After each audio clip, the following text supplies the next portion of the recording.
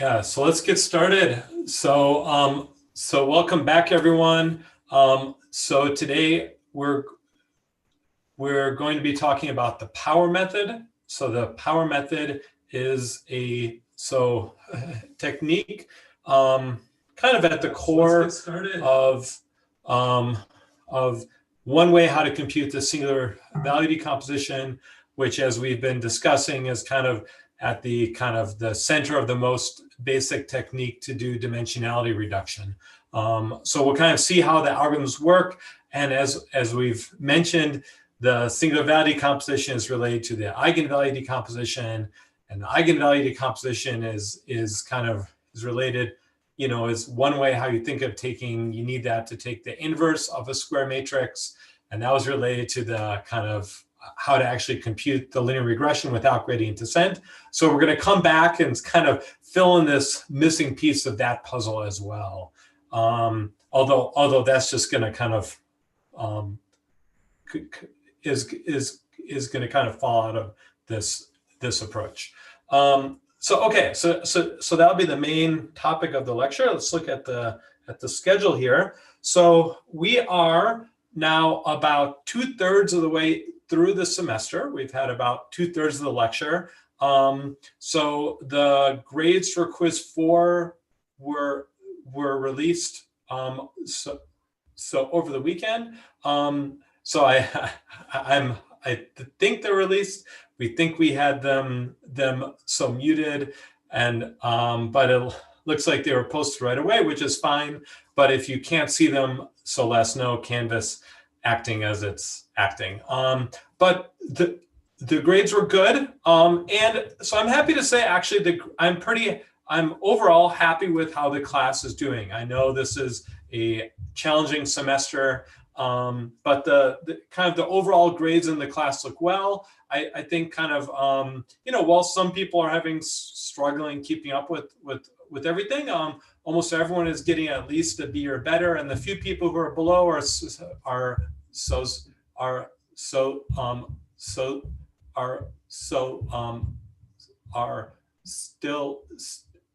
still within range. So thank you for all of your hard work and kind of figuring out how to understand this material that we're presenting. I know it's a lot of material actually, so I'm glad everyone's doing so well.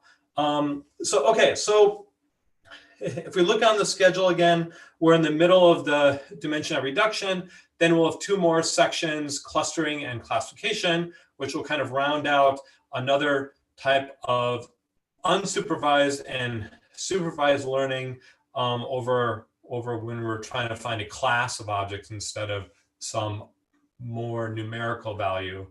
And then, so homework 4 is out.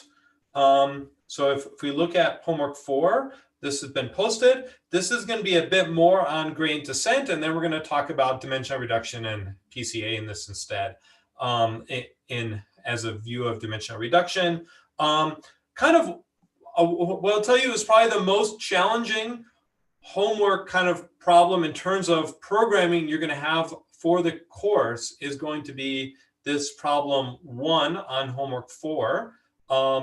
It's not something you can't do, but it's kind of piecing together what you learn from doing linear regression, and so gradient descent, you're actually going to solve the linear regression problem with gradient descent.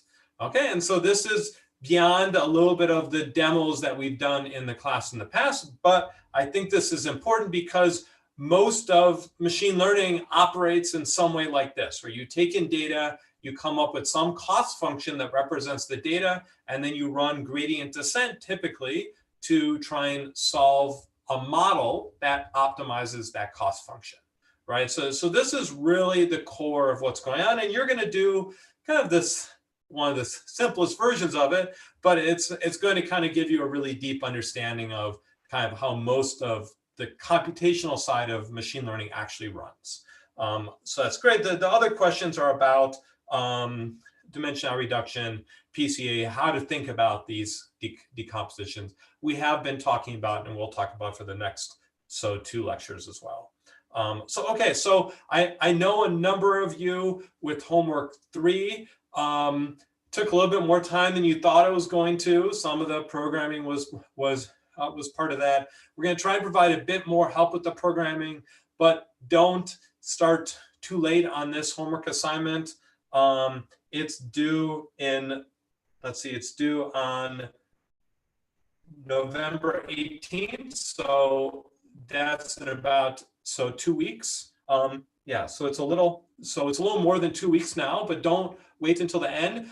That first problem on there, you should have everything you need to get started on that. So don't wait until the last day again with this one. I'm not planning on giving class-wide extensions on this homework assignment. So this is your warning to get worrying. Sorry about that one. I hope homework 5 will be a little bit lighter because it's the end of the semester among everything else. So okay, so keep working on that. And then Wednesday, as I'm sure you're all hopefully aware, hopefully everyone who can vote has voted already. If not, you can still vote at the polls in Utah, or if you're in your home state. I'm not sure what the voting laws are everywhere, but almost everywhere you can actually vote at the polls on Tuesday. That's tomorrow, and we will not have class on Wednesday. I know there's gonna be a lot on people's mind, so we're gonna cancel class, and then we'll have an extra review session at some point after the official lecturing time ends. My plan right now, tentatively, is the Monday during class time after classes end. That's during exam period, so if there are a lot of conflicts with that, please start letting me know about that. Okay, and then we will finish off the dimensional reduction section on the Monday after we come back. Okay, so hopefully this will give you a little bit of a breather. The quizzes are now, there's a 3-week gap between quizzes, although the homework is still the same 3-week gap, but I would get started on it. Okay, so if you have time and mental energy with everything else that's going on, then I would at least get looking at that and start thinking about that first question on the homework assignments. You don't wait until the last minute to do it. So great. So any questions on the schedule before we get into the lecture? Sure. Okay. So here we are, the power method. Okay. So let's just review quickly. Again, we're thinking our input here is A, which is a subset of our N cross D, or you could think of A as being so it's an element of this, or it's a subset of points in RD where there are n points, where I can think of these as A1 or A1, A2 up to AN, where each of these is a point in RD. Okay, and so what's critical is that we're going to call this a data matrix, so that AI minus AJ, taking this notion of distance between them, that this actually makes sense. Okay, and that I'd said as a kind of rule of thumb that these need to have the same units, because you're adding up terms with these units. You don't want to add up things with different units, but it should in general make sense to define a distance in between things. So taking this norm operation between these rows of this matrix should be some operation which makes sense, because we're implicitly doing that within a lot of this. That's how our cost function is defined somehow in this way. Okay. And then, we'll think of this as the square or rectangular matrix A. And the key thing we've been studying is the singular value decomposition. Let's see, where we're going to have these, it's going to decompose A into these 3 pieces. U is going to be an n by n matrix, and it's going to be orthogonal. S, make it a little bit bigger, S is going to be an n by d matrix again, so the same dimensions as A, and it's only going to have stuff on this diagonal, right? So everything else is, so this part is going to be filled in, right? And everything else here is just going to be zeros. And everything below here is also going to be all zeros, right? So this is, and then you have this third matrix V transpose, which is d by d, and also going to be orthogonal. Okay, so now these rows here, Vj, are the right singular, so vectors, right? These elements here, sigma j, this are going to be the singular values, and the columns of u, j, these are going to be the left singular, so vectors. And so because u and v are orthogonal, then the left singular vectors are all going to be orthogonal to each other. They're all going to have a dot product of 0. They're all going to have a norm of 1. And same with the rows of V transpose, the columns of V, the right singular vector is also going to be orthogonal, right? And their rows are going to have length 1. So U and V have no scale information, and S contains all of the scale information. And so U and V change the basis so that we know which direction to stretch upon, right? That's how this decomposition is giving us this information. Okay, and so the key insight here is that these, first key insight is that all of these are zeros, so that when I multiply them by the left singular vectors here in this area, these don't really matter because I'm multiplying by something that's all zeros. And then I'm going to do something more. I'm going to zero out this stuff here. I'm going to cross off these guys and make these also all zeros. And then this lower part is all zeros. And I'm going to get another block of things which don't matter if I do this. What's left are going to be the top things. And these singular values are going to have the property that sigma 1 is going to be greater than sigma 2 up to up to the rank. And so the ones at the top are the ones which are most important. These, the top k are the most important.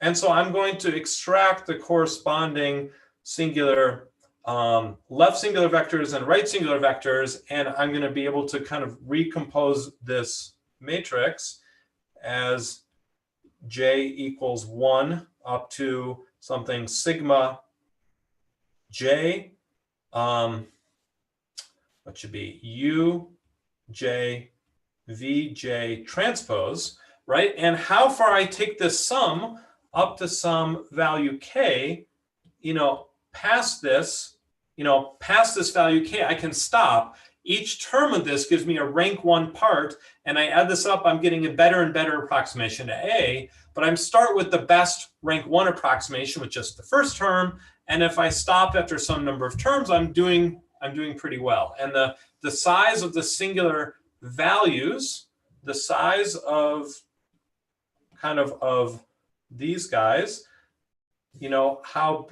how big these top k of them are, that tells me how much how much kind of variation in the data is being captured by this component.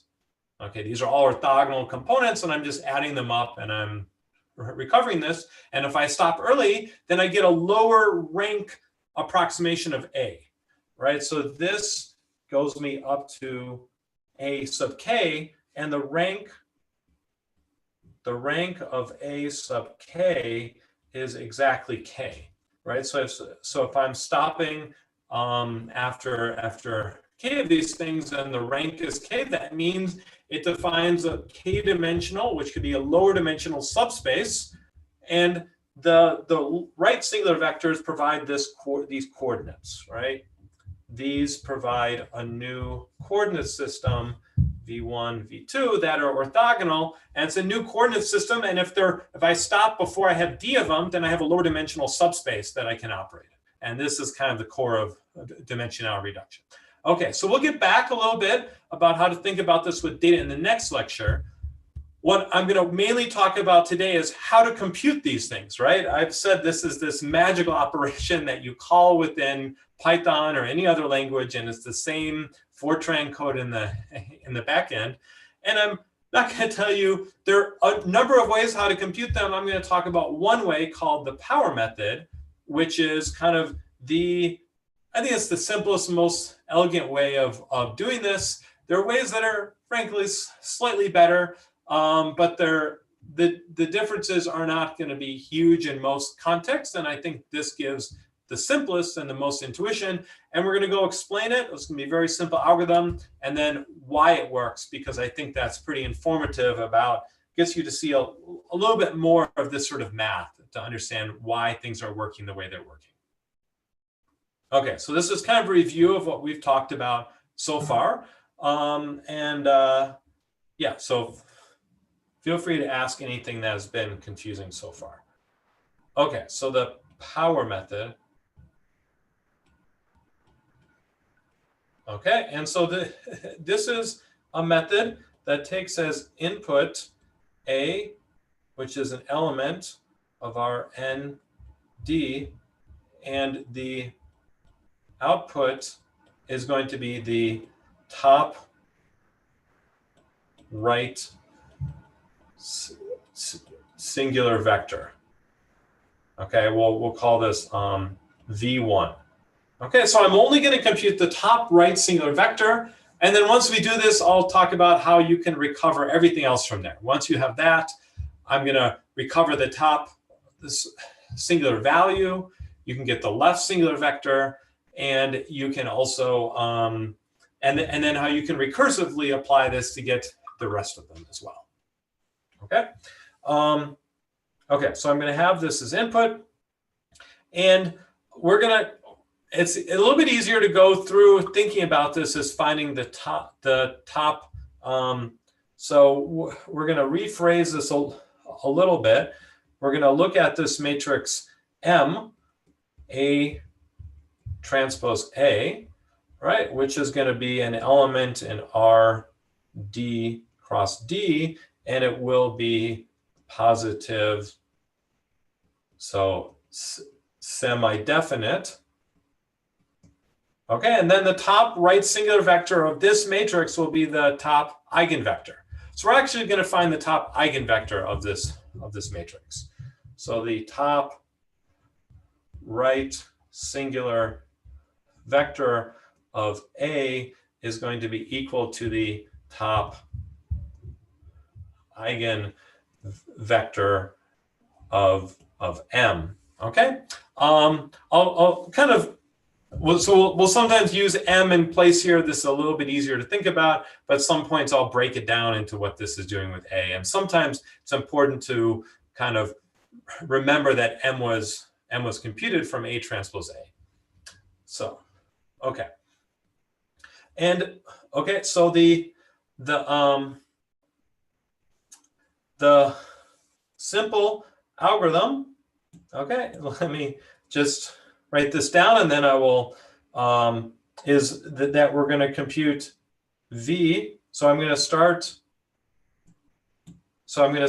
with a Q is going to be a random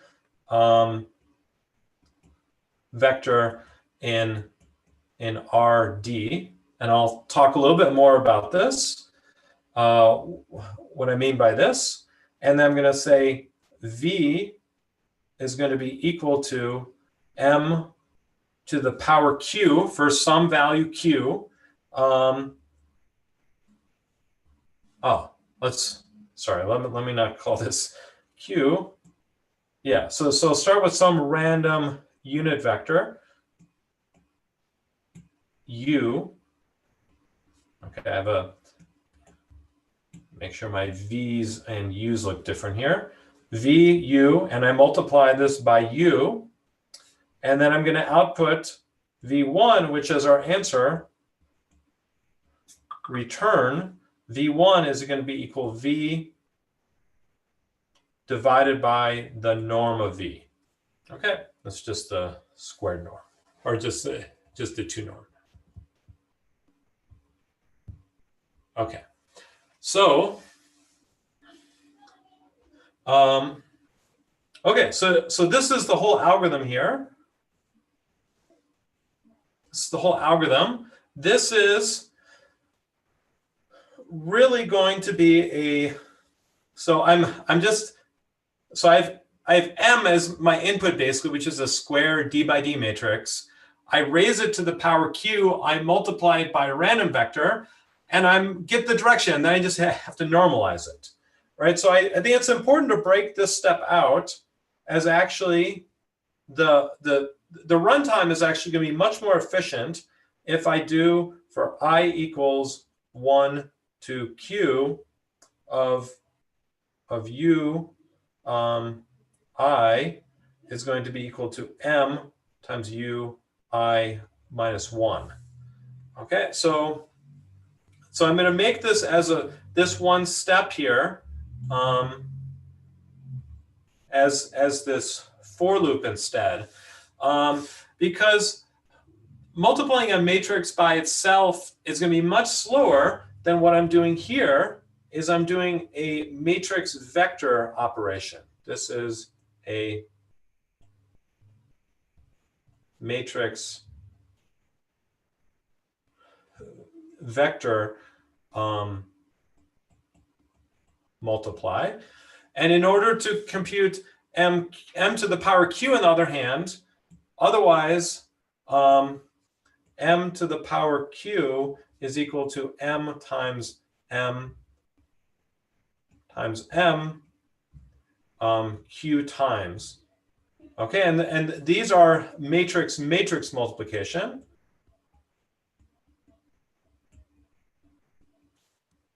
Okay, and matrix multiplication is slower than matrix vector multiplication.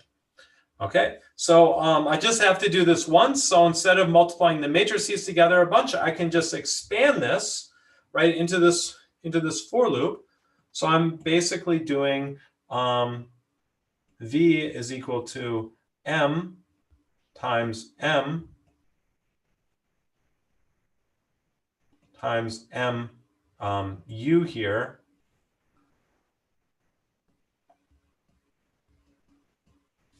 Right, so I'm doing the matrix vector multiplication, get the output, it's a vector again, multiply it by a matrix again. And so I'm just doing this over and over again. And this is faster by a factor of D if you look at the runtime. Okay, so I actually want to implement this as a for loop, but it's really doing the same thing from a numerical point of view or a mathematical point of view of what the output is. And it'll be more easy to analyze it as written originally here, where I take a matrix, I raise it to some power q. Okay. Right. So this is the whole algorithm. I start with the random vector. Okay, and then I multiply it by my matrix M q times for some parameter q that's large enough, and eventually I'm gonna. The result's going to be a vector. I want it normalized, so I normalize it before I return it. Okay, so it's a pretty simple algorithm. Now, how big does Q need to be? Well, this is like gradient descent in that this is an iterative algorithm that's going to get closer and closer to the solution every time I do it. And the longer I run, the closer it's going to get. And we're going to analyze this algorithm and understand a little bit why it converges fast, when it converges fast. And you'll kind of understand this a little bit. It'll depend on properties of the input matrix M or A. Okay, so it's pretty simple kind of algorithm here. I want to start off. You need to specify one thing here. U needs to be a random, so unit vector.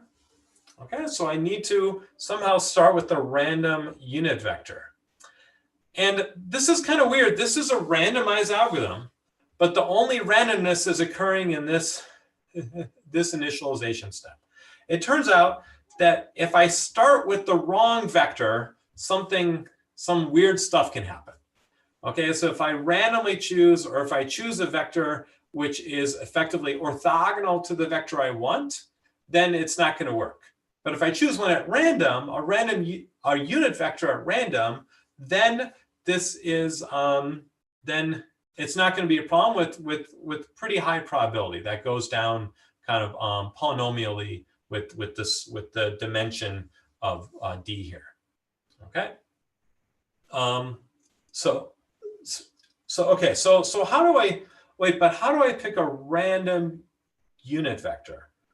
Okay, so a random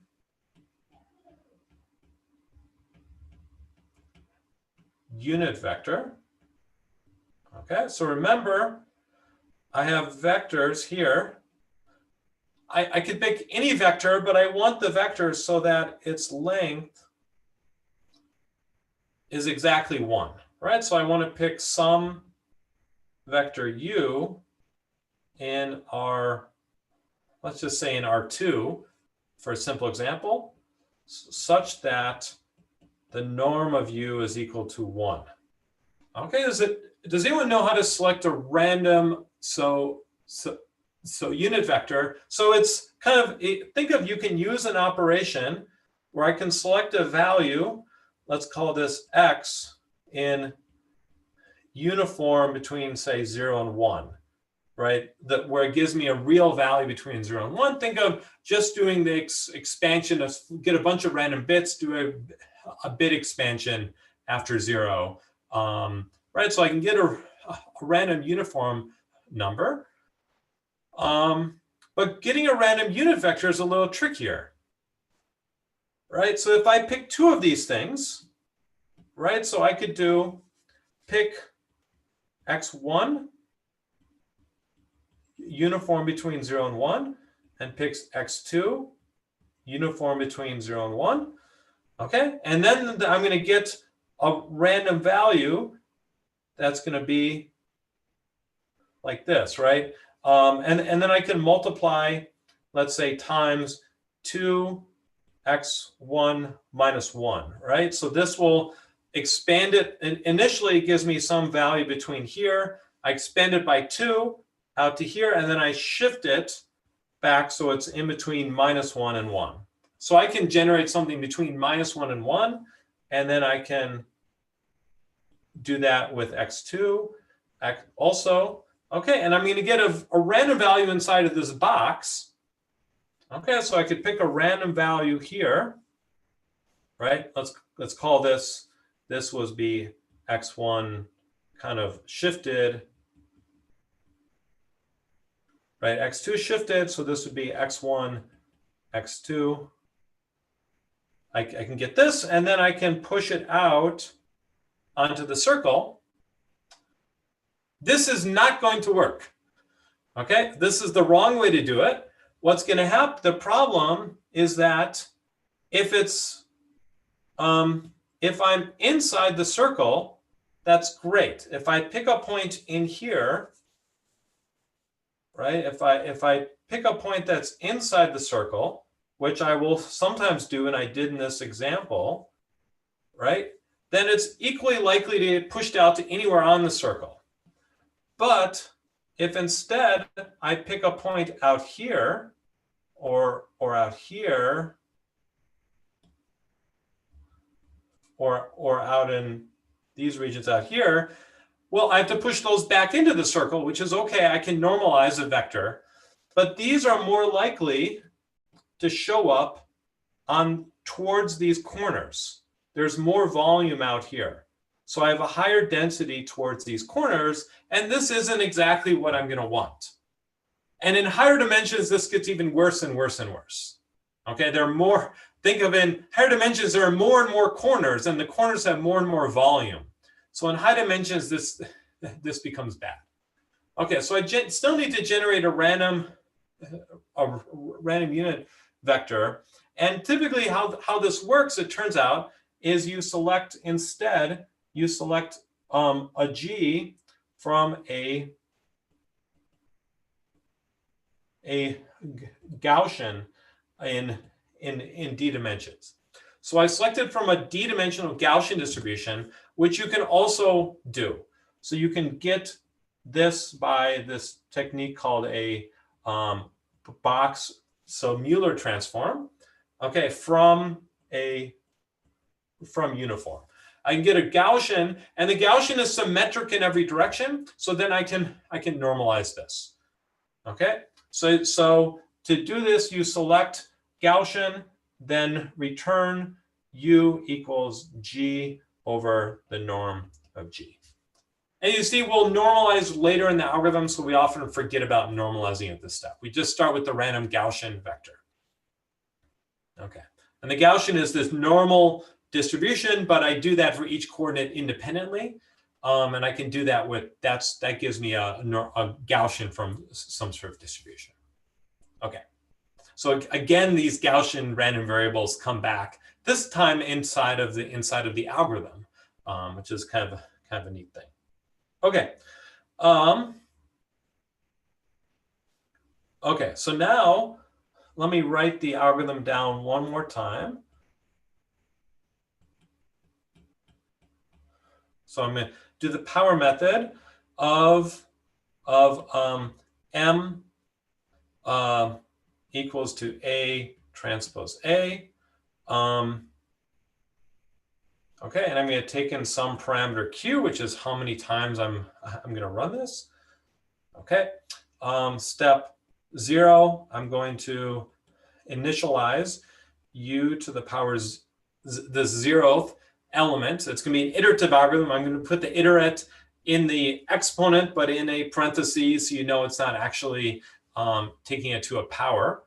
Okay, and this is going to be a random, so some sort of random Gaussian. Okay, so I'll take a random Gaussian. Then one, I'm going to have a for loop for I equals 1 to Q, which is the number of iterations I'm going to do. Then I'm going to do U I is going to be equal to M times U I minus 1. And then I'm going to return V, which is going to be U Q, because I ran this for Q times, divided by the norm of U Q. Okay, and you actually often insert this renormalization inside the for loop. It's going to be a little harder to analyze that way, but numerically we'll see maybe a demo at the end that is going to show why this is important. Otherwise, these vectors could just keep getting bigger and bigger and bigger, and if you wait too long to normalize, it becomes numerically unstable.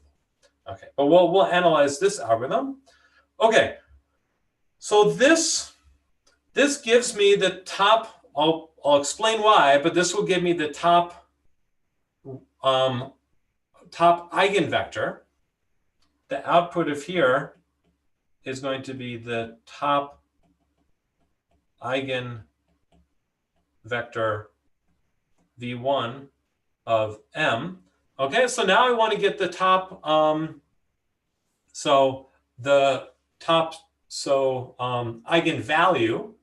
So how do I get the top eigenvalue? So I want to do a couple things now. I want to get lambda 1, right? And remember that the sigma 1 squared is equal to lambda 1, right? So I can get, by taking the square root of this, it's going to be a real positive value.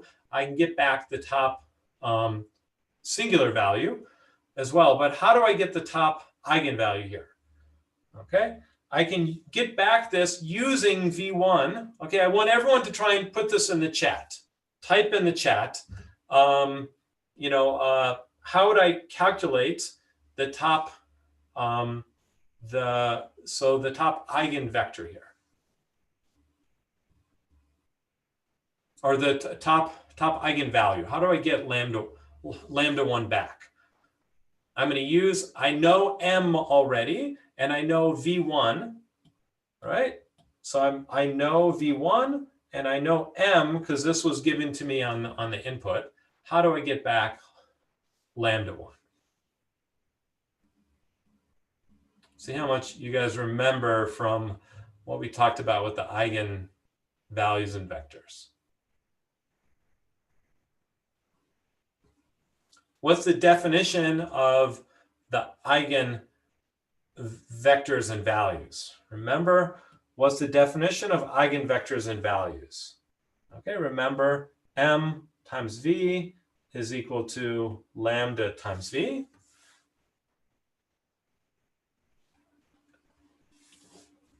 Yeah, right. So good. So as posted in the chat, I can do this, and I can basically, so I multiply M times V1 here. I'm going to get back, I know it's an eigenvector, so I'm going to get back V1 as a vector form times lambda 1.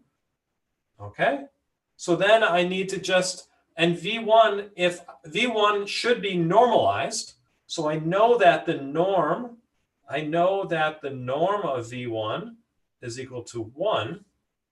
So then if I multiply by a scalar, if I multiply the right-hand side by a scalar lambda 1, then this just comes out of the norm, right? So that means that lambda 1 V1 norm is equal to lambda 1.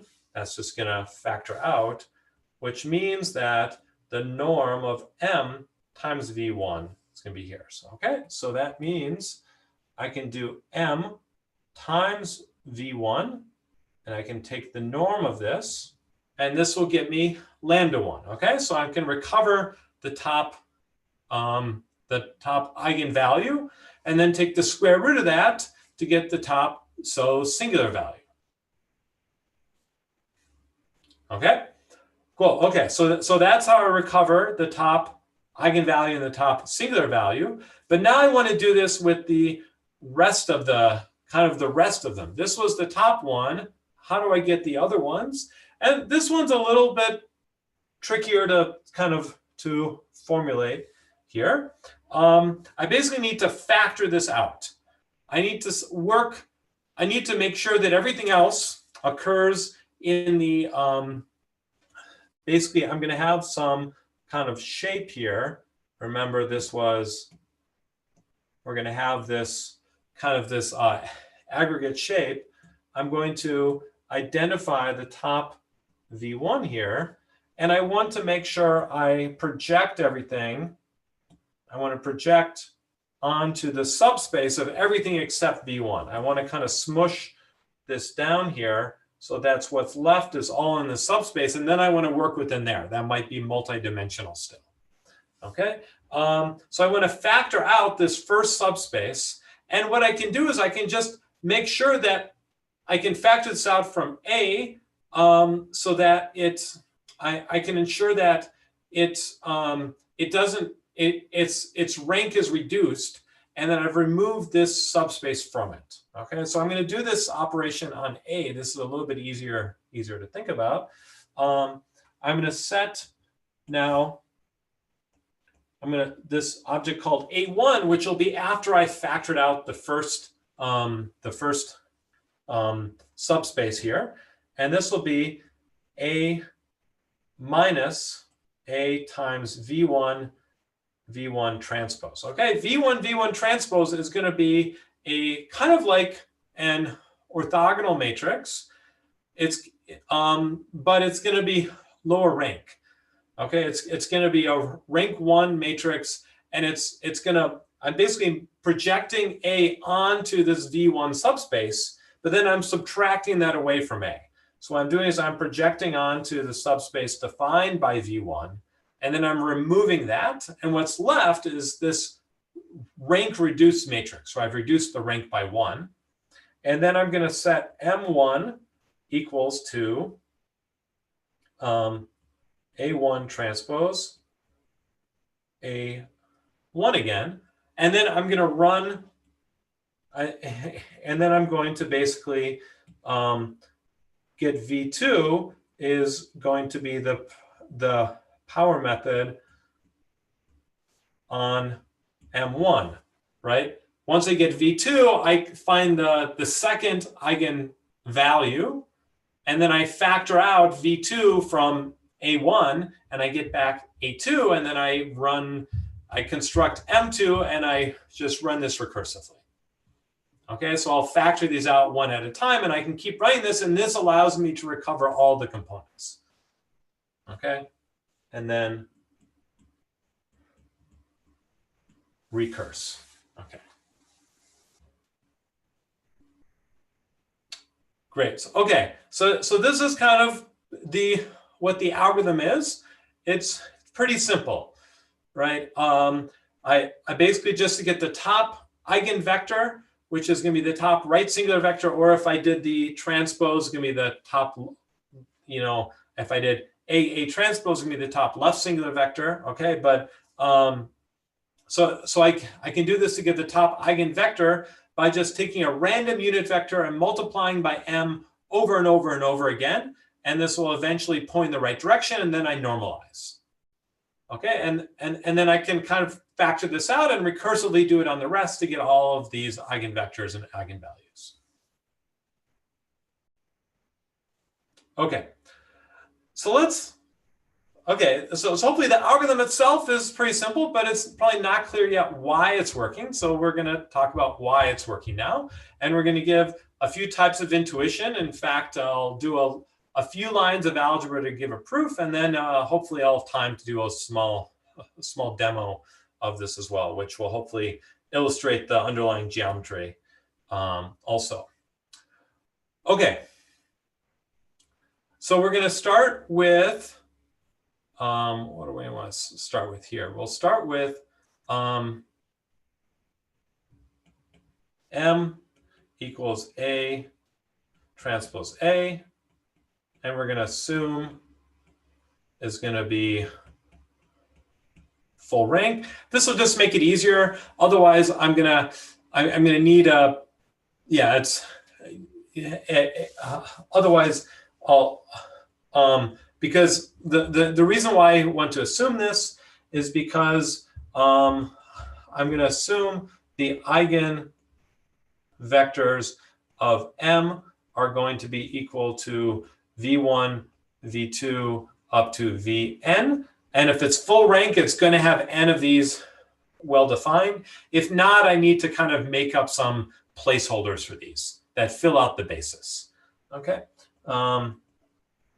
Eigen values, we'll call these L, which are going to be lambda 1, lambda 2, up to lambda n. Okay, so we're going to assume that we know these when we run the algorithm, because we're going to use them to analyze what's going on, even though, as we saw before, we don't need them to run the algorithm, but it'll be useful to do this for the analysis. Okay, and so now we're going to start with our our initial vector. Remember, we called this u to the power 0. Okay, and u to the power 0 is going to be in, oh yeah, these were d. Let's see, I've been using d. So we're d dimensional. They're d of these, not n of these. Okay, let's say m is in our d cross d. I think the book has it written with n, but I think I used d earlier in the lecture, so let's stick with that. So u is going to be a unit vector, a random unit vector in Rd. Okay, and so that means that we can write u0 using this basis that we have, that I can do j equals 1 up to d of alpha j vj, right? There's some scalar multiples of each of these vj basis vectors that I can recover any vector in Rd if I have d of them.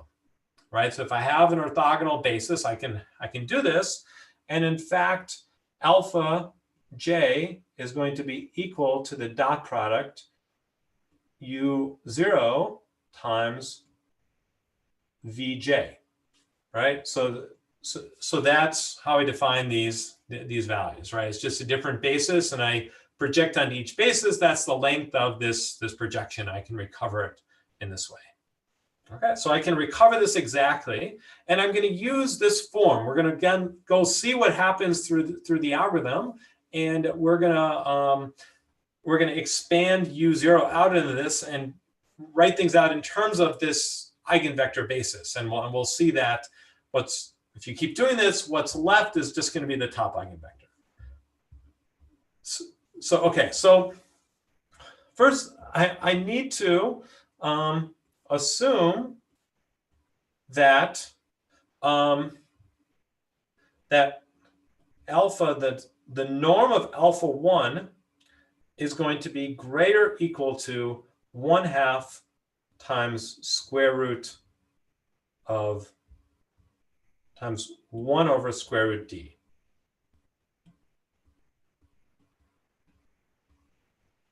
Okay, u is going to be a unit vector.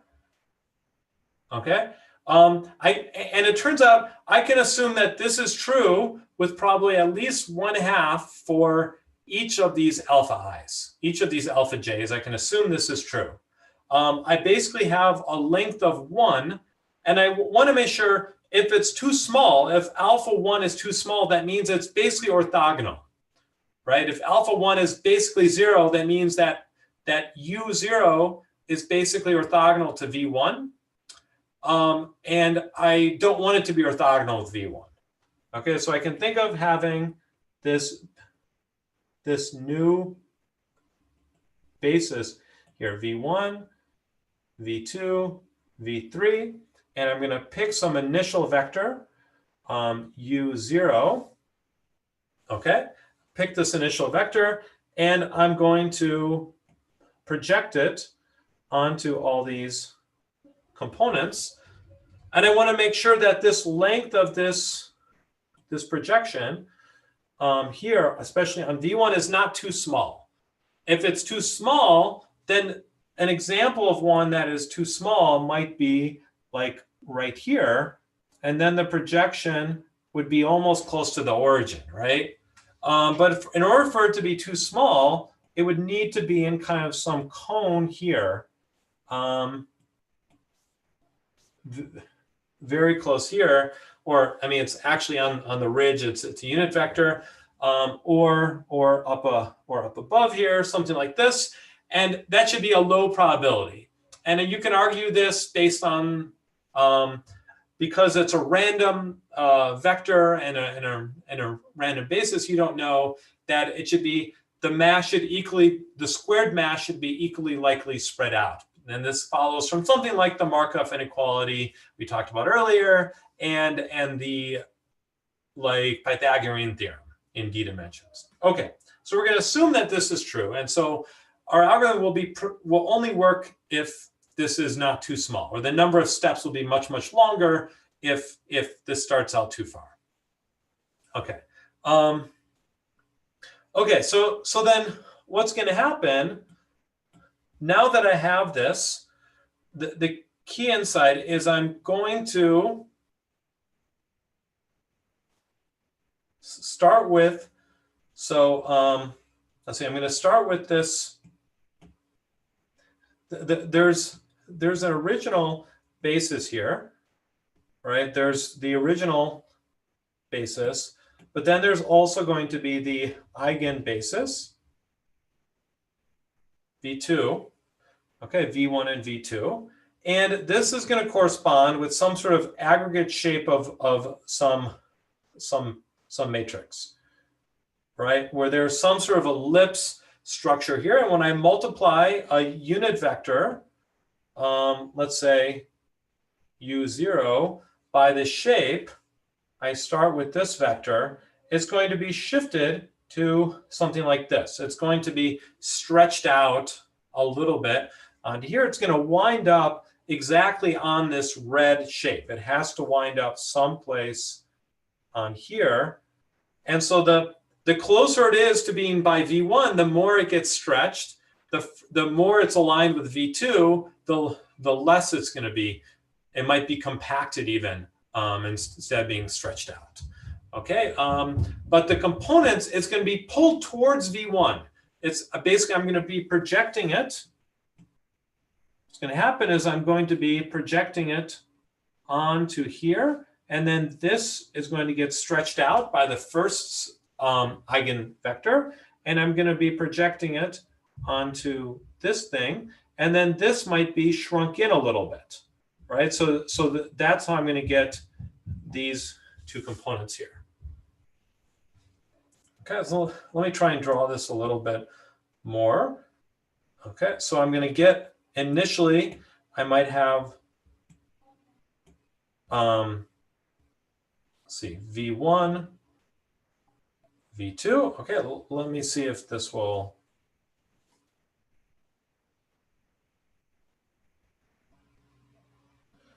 Copy. Wow. Okay, I can paste this again. We'll see what happens through a couple steps. Okay, cool. Okay, so what's going to happen, I'm going to start with some aggregate shape, which is going to be represented by M. And this U0 is going to get moved to U1 out here, which is going to be here after one step. Okay, now I'm going to, but if I multiply by 2 steps, it's basically going to get stretched further. So now I'm going to go from U0 to U1 up to U2. Okay, and then after, this is M squared, the aggregate shape of M squared. M cubed will look something like this. They should still be ellipses. Maybe, let me try drawing this guy again. Become more narrow. This would be M cubed. And so from U1 to U2 to U3, U0, 1, 2, and then U3 is up here. And then finally, when I get to M4, it's going to be even further here, maybe off the screen. And so I'm going to go from U0 up to something like U4. Right? If I look at this vector, the more it gets stretched, M4 is getting stretched out more and more along this first unit vector. Okay, is kind of geometrically what's going on. And then the resulting vector V U4 after 4 iterations of this is getting stretched along it here as well. Basically, any vector, unless I start it very orthogonal to V1, is going to get stretched out here. As I keep doing this, it's going to get stretched more and more. And I think I've actually made these pictures so even actually so less dramatic than what's actually happening. It's going to get stretched even faster here, but the pictures are already kind of getting kind of stretched off the screen here. So after a small number of steps, this really gets stretched out, and it's going to be closer and closer to this vector V1. Okay. Okay, so let's kind of see mathematically a bit why this is happening. Okay, but this is the intuition you should be kind of having of what's going on. This aggregate shape is getting stretched out. Okay, so let's start with thinking about we're going to look at this vector, and I'm just going to call this as vector, just to simplify notations. V is going to be MQ. And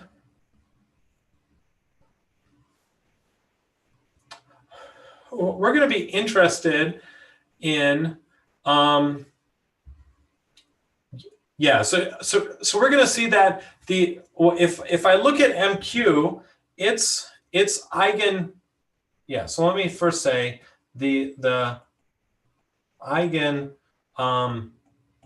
values of MQ are going to be equal to lambda 1, Q, lambda 2, Q, lambda 3, Q, lambda D, Q. Okay, and the vectors of MQ are going to be the same, V1, V2, up to VD. Okay, so let's first see why this is true. So when I take M to some power, basically what I'm doing is I'm just taking the eigenvalues of that power. So when I take the power, the big ones get bigger and the smaller ones get relatively smaller, right? And this is kind of essential to what's going on. Okay, so let's see this by doing MQ times Vj. Okay, so let's see if I still get back the same eigenvector and what the eigenvalue is going to be. Okay, and we can do this times M up to M Vj, right? And I'm going to multiply this out from the right to the left, and I'm basically going to get MQ minus 1 times Vj, right? If I just do this one, I know this is equal to Vj lambda j. Okay? But now I can repeat this again on this term, leaving the lambda j off to the right. So this is then going to be MQ minus 2 times, again, Vj lambda j and lambda j from the first one, right? So then this is going to be MQ minus 3 Vj lambda j squared, right? And so ultimately, I'm going to get back M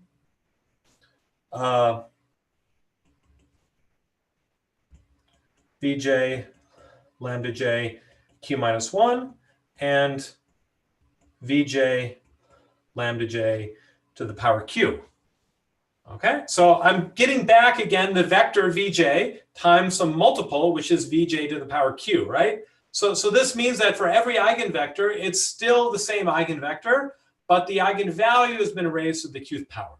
So that's why these shapes are getting stretched out more and more, because it's like I'm getting the same basis as I had before, but when I do that stretching, it's to the qth power of the original term.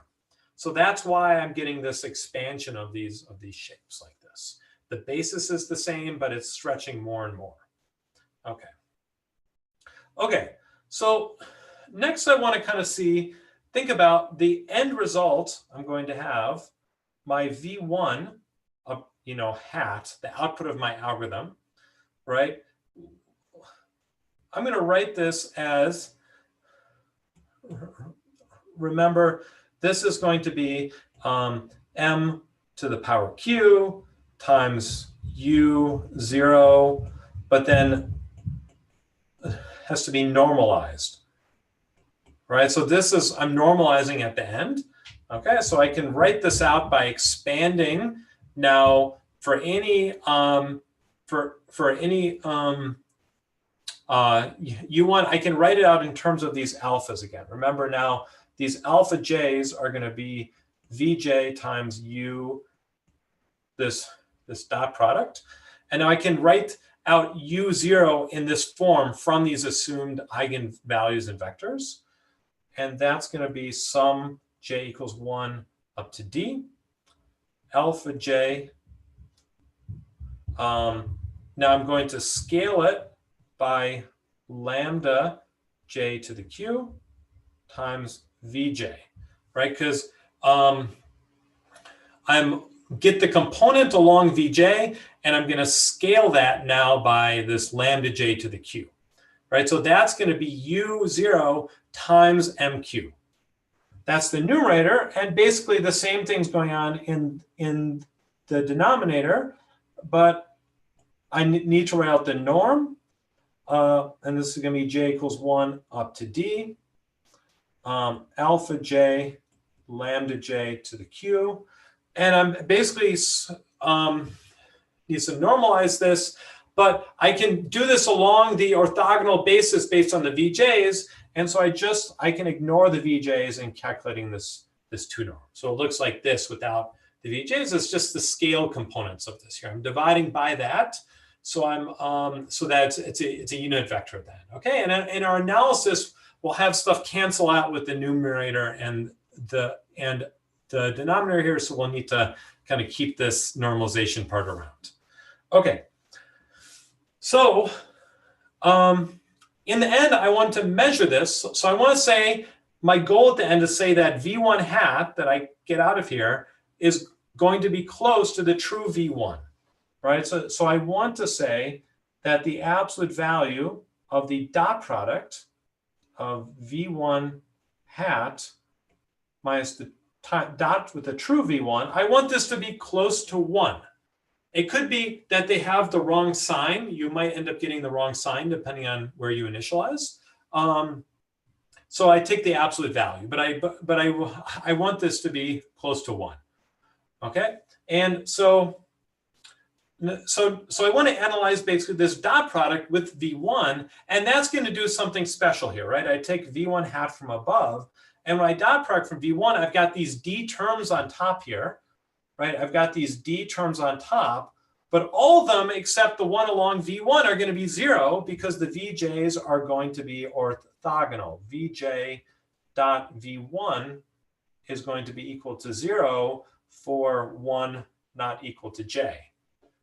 Okay, so that means that the numerator here is going to be alpha 1, just black, alpha 1, lambda 1 to the power q, and then I have this same thing in this denominator. Alpha j, lambda j to the q squared. Okay. Okay. So now this is, okay, starting to look a little closer. This denominator is a little weird, so let's simplify this. Okay, we're going to simplify the denominator. We keep the top the same, divided by here. Now I'm going to say, well, let's keep, it's a sum, so let's write these terms out. So the first term is alpha 1, lambda 1, to the q. That one seems like it's good to keep around. So this is all going to be under a square root, plus a bunch of other terms. But let's just assume that they're all smaller than the second term. So I'm going to say the second term is going to be alpha 2, lambda 2 to the q. And I'm going to have a bunch of these other terms here. And I'm going to basically ignore these other terms and put a d in front here. They're actually d minus 1 of these other terms, and they're all smaller, but let's just put a d. It'll simplify the analysis a bit here. Okay, and then these are under a square root. And I did this greater than or equal than. So the right-hand side is less than, and this will be okay. We're going to bound it. And I've divided by something larger than I divided by before. I've replaced all these smaller terms by this by the second smallest, the second largest term, and I kept the largest term under there. Okay, so I pretend I even an extra one of them. I gave, instead d minus 1 of them, I have d. Okay. Okay. And then I want to get rid of this square root. I can simplify this a little bit to say alpha 1 lambda q. I'm going to push, oh, this should be squared here. Oh yeah, that's why these, I have these, yeah, at this point, this should be squared. I forgot the squared. Okay. So then I can, in the denominator here, I'm going to pull out alpha 1. There's a squared part and a square root. Alpha 1 lambda 1 to the q plus lambda 2 to the q times square root d. Okay, I can also pull out the square root. This is an upper bound of the denominator before, so it's a lower bound of the previous expression. Okay. And then I can kind of use my knowledge of kind of fractions to put to add and subtract the denominator, and I can do 1 minus lambda 2 to the q square root d. Okay, there's only like one more 2 steps of the algebra here, and we'll see the result. Alpha 1 lambda 1 q plus lambda 2 q times square root d here. Okay. And then to simplify further, I'm just going to say that this is greater or equal to 1 minus lambda 2 q to the square root d alpha 1 lambda 1 q, and then I'm going to ignore this term. Okay, I'm going to say that need squared inside of each term. I had a squared under the square root in the step over here, and then I pulled the square out through the square root. I'm pretty sure this is okay. Okay, so I have this term, and now now I need this assumption on lambda 1 that if I remembered, I assumed that alpha 1 was greater than 1/2 over 1 over square root d. Okay, I assume that was true. This was my randomized assumption. And so now I can replace that with 1/2 1 over square root d. And then this is going to be greater than 1 minus 2 times d. And I'm going to get lambda 2 over lambda 1 to the power q. Okay, good. So we've gotten to the end. I want you to look at this expression. Okay, and hopefully I got most of it right. Maybe if there is a small typo, because that's okay. The main part here is what you want to see is going to be basically correct. I want this term, my estimate v1 hat, to be close to v1. I want those to be pointed in basically the same direction. So I want the dot product, they're unit vectors. So I want the dot product, the absolute value of it, to be basically 1. I want to be very close to 1. That means that these two are going to be very close to each other, right? If I have v1, that's the true value, and v1 hat. If their dot product is close to 1, then that means that they're pointed in basically the same direction. If it's close to 0, then they're orthogonal, right? So it can go between 0 and 1, the absolute value. Okay, and so I'm getting 1 minus this term, right? And so I want this 1 minus, I want that term that I did the 1 minus by, I want this term to go to 0, which means, and I've got a 2d in front here. Let's not worry too much about that. I want this term to go to 0. The lambda 2 over lambda 1 to the power q.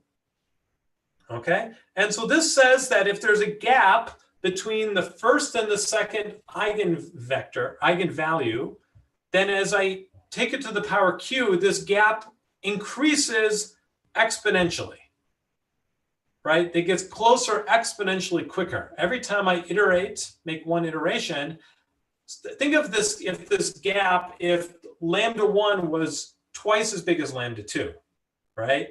Then it's first 1/2, then 1/4, then 1/8, then 1/16, then 1/32, right? This is exponential, it's getting exponentially smaller, the error term, right? So I'm exponentially converging here. Okay, so it converges to the right answer very, very quickly. And that's kind of the main point of what's going on here. The convergence. Okay, so let me just write to summarize this, and then we'll look at some code. Okay, convergence of the power method is goes exponentially fast in the ratio of lambda 2 over lambda 1.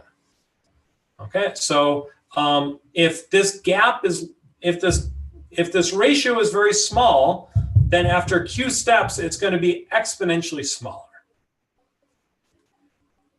Okay, and so it kind of converges the air.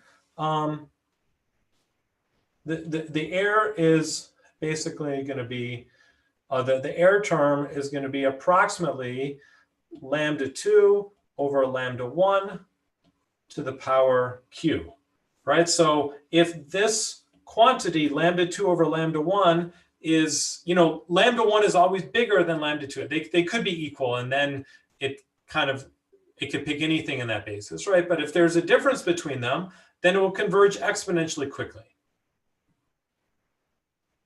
Okay, so if you didn't totally get all that, that's probably okay. There's a lot of kind of nice intuition going on here, other than this final couple of algebra steps I went through just to show you. That's about kind of rewriting stuff in terms of the basis and about how you can decompose the definition of the eigenvectors, and how there's this aggregate shape which is getting stretched out as I'm multiplying by this MQ over and over again, right? So these are kind of interesting ideas to understand kind of what's happening here. Okay, good. So I want to switch gears the last 10 minutes. Let's go through some code example of this. I think that sounds good. Unless you have any very particular questions, but we can always come back to those as well. So let's do this, and let's find okay. Great. Okay, so now you should be seeing my collab notebook.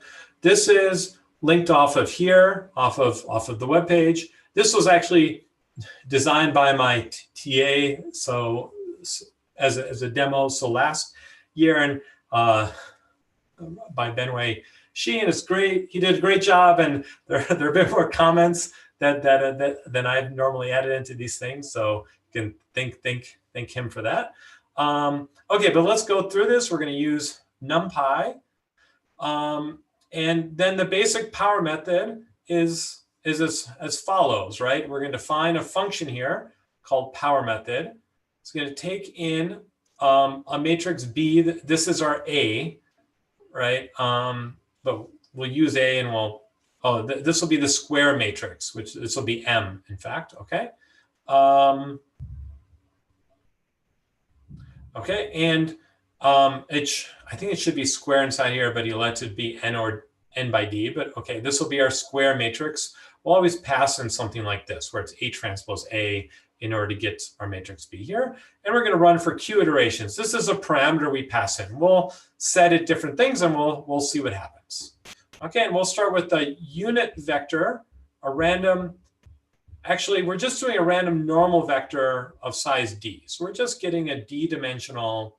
This is a normal vector, which is a D-dimensional Gaussian. We haven't normalized it because we can just normalize everything at the end. Okay, and then we do a for loop, and we do B times U, and we get U again. We update this vector, and we just iterate, right? It's a simple iterative algorithm like gradient descent. Okay, all right, and okay, and this is how you define a function in Python, if you haven't seen that before. Okay,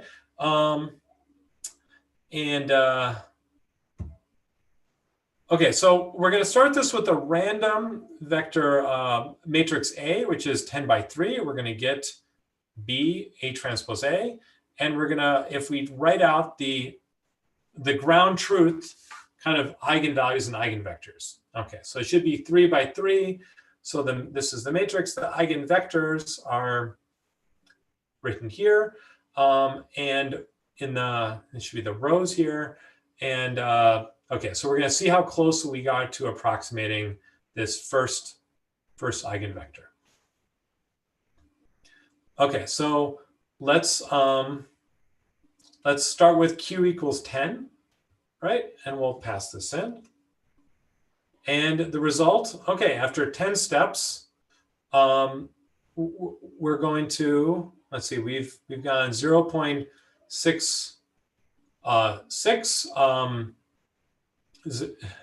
minus 0.48 here and minus 6.22. Oh, it's not quite the same. They're actually, so one's the negative of the other one.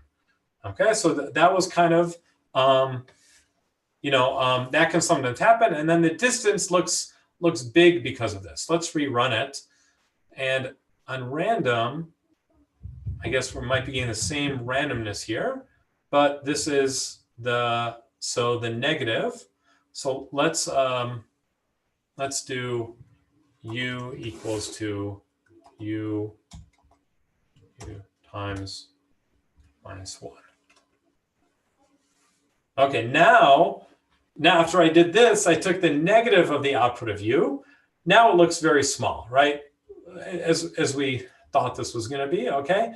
Now it's to the -12, 0, 0, right? So we can see that this is very small in these coordinates here. Okay, so it worked with 10 steps. We did this. I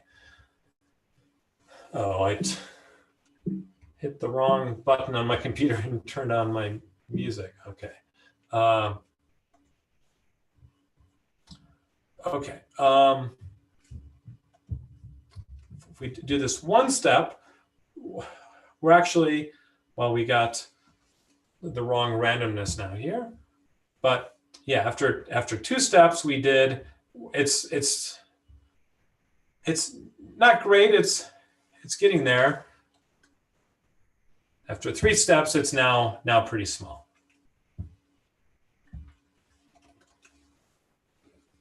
Okay, now we're off by 1.